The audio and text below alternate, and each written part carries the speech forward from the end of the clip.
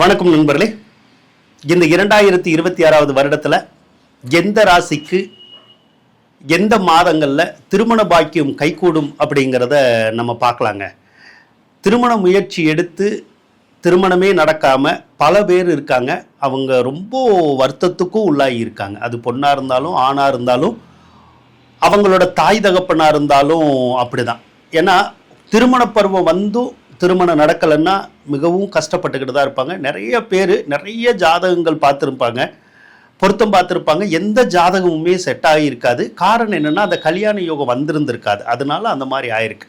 இப்போது அந்த திருமண யோகம் அப்படிங்கிறது இந்த 2026 சில ராசிகளுக்கு வந்திருக்கு. எந்த மாதங்கள் வந்திருக்குன்னு பார்ப்போம். அப்போ நீங்கள் முயற்சி பண்ணீங்கன்னா அந்த காரியம் உங்களுக்கு கை கொடுங்க. இப்போ தனுசு ராசியை பொறுத்தளவுக்கு 2026 மே மாதம் வரைக்குமே திருமண யோகம் இருக்கும். மகர ராசிக்காரவங்களுக்கு 2026 மே மாதத்துக்கு பின்னாடி திருமண யோகம் இருக்கும். மேசராசியை பொறுத்தளவுக்கு ஆவணி மாதம் திருமண யோகம் ஃபுல்லாக இருக்குங்க. புரட்டாசி, ஐப்பசி, கார்த்திகை, மார்கழி மாதம், அதுக்கப்புறம் பங்குனி மாதம், இந்த மாதங்கள்லாம் திருமணத்துக்கு உகந்த மாதம்தான் மேசராசிக்கு. அப்போ முயற்சி பண்ணிங்கன்னா உங்களுக்கு காரியம் கை கொடுங்க. சிம்ம ராசியை பொறுத்தளவுக்கு வருடம் முழுவதுமே திருமண யோகம் இருந்துக்கிட்டே தான் இருக்குது. நீங்கள் முயற்சி பண்ணிங்கன்னா கண்டிப்பாகவே உங்களுக்கு கை கொடுங்க.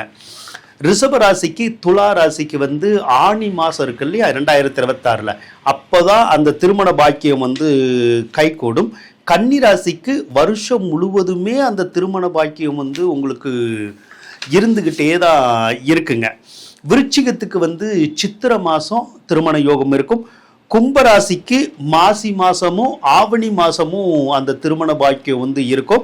மீன ராசிக்கு பங்குனி மாதமும் ஆவணி மாதமும் அந்த திருமண யோகம் இருக்கும்.